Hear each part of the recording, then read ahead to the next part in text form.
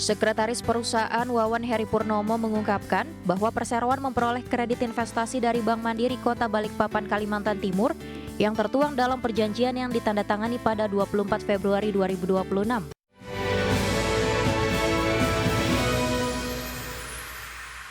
Pemirsa, masih di Market Buzz dan berikutnya kami akan mengajak Anda untuk menyimak beberapa informasi emiten yang berhasil dihimpun oleh tim redaksi kami. Langsung saja kita ke informasi yang pertama, di mana PT Pelayaran Nasional Ekalia Purnamasari Tbk meraih fasilitas kredit investasi dari PT Bank Mandiri Persero Tbk senilai Rp395,2 miliar. Fasilitas kredit investasi tersebut akan digunakan untuk pengadaan sejumlah kapal baru. Emiten transportasi laut PT Pelayaran Nasional Ekalia Purnamasari Tbk meraih fasilitas kredit investasi dari PT Bank Mandiri Persero Tbk. Sekretaris Perusahaan Wawan Heri Purnomo mengungkapkan bahwa Perseroan memperoleh kredit investasi dari Bank Mandiri Kota Balikpapan, Kalimantan Timur yang tertuang dalam perjanjian yang ditandatangani pada 24 Februari 2026. Fasilitas kredit itu mencakup kredit investasi 9 sebesar Rp280 miliar dan kredit investasi 10 sebesar Rp115,2 miliar. Dengan demikian, total nilai fasilitas kredit itu mencapai Rp395,2 miliar. Lebih rinci, fasilitas kredit investasi 9 digunakan untuk pengadaan 6 unit kapal yang terdiri atas offshore support vessel, harbor tug, crew boat, dan pilot boat. Sementara itu, fasilitas kredit investasi 10 digunakan untuk pengadaan 4 unit kapal baru jenis offshore support vessel dan atau crew boat. Sejalan dengan pengikatan fasilitas kredit, Perseroan akan mengalami peningkatan liabilitas sehubungan dengan kewajiban pembayaran pokok dan bunganya. Dengan demikian, manajemen memastikan terdapat kepastian pembayaran liabilitas dengan kemampuan pembayaran positif karena kontrak jangka panjang selama 18 tahun. Manajemen meyakini adanya kepastian dan peningkatan revenue memberikan kepastian going concern dan memperkuat posisi Perseroan di bidang offshore support vessel. Berbagai sumber IDX Channel.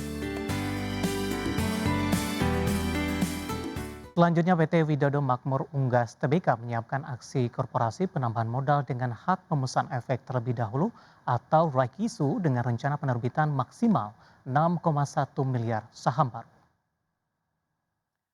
Penerbitan saham baru berasal dari portefel dengan nilai nominal Rp50 per saham, di mana seluruh saham baru tersebut rencananya akan dicatatkan di Bursa Efek Indonesia sesuai dengan peraturan perundang-undangan yang berlaku.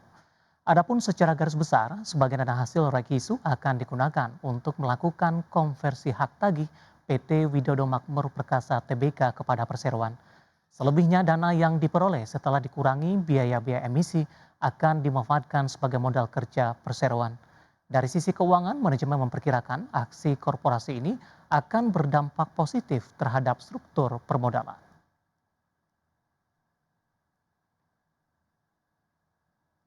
Terima kasih untuk Anda yang masih bergabung bersama dengan kami, dan di segmen ini kita akan review jalannya perdagangan di sepanjang hari kemarin. Pemirsa, Timor Indeks harga saham gabungan rebound tapi masih bergerak volatile. Tapi sebelumnya kami punya beberapa informasi untuk Anda terlebih dahulu. Kita ke informasi mancanegara. Dalam pidato kenegaraan di hadapan Kongres, Presiden Amerika Serikat Donald Trump secara singkat menguraikan alasan untuk kemungkinan serangan terhadap Iran. Dalam pidatonya, Trump menggarisbawahi dukungan Teheran terhadap kelompok-kelompok militan dan program rudal serta nuklir Iran sebagai ancaman bagi kawasan dan Amerika Serikat. Presiden Amerika Serikat Donald Trump secara singkat menguraikan alasannya untuk kemungkinan serangan terhadap Iran dalam pidato kenegaraannya kepada Kongres pada Selasa 24 Februari 2026.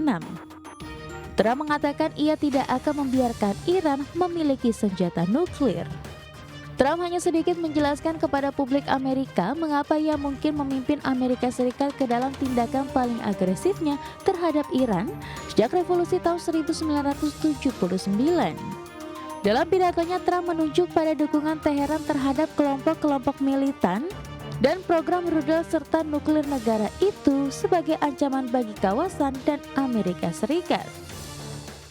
President, I will make peace wherever I can, but I will never hesitate to confront threats to America wherever we must.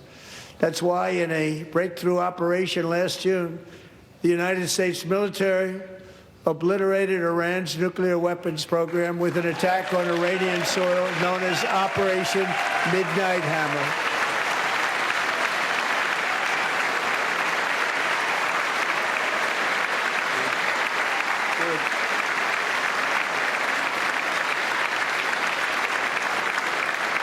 For decades, it had been the policy of the United States never to allow Iran to obtain a nuclear weapon.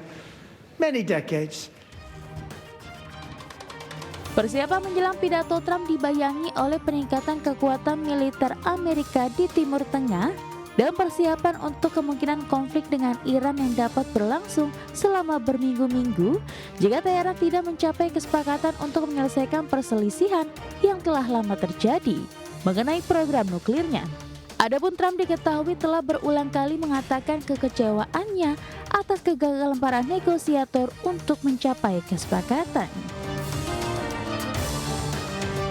Berbagai sumber, IDX Channel.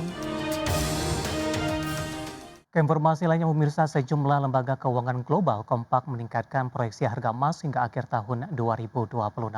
Di mana proyeksi tersebut seiring perkiraan harga emas yang berpotensi tetap berada dalam tren bullish jika tren dolarisasi dan ketegangan geopolitik masih berlanjut. Bank Investasi Global JP Morgan menaikkan proyeksi harga emas jangka panjang sebesar 15% menjadi $4.500 per troy ounce.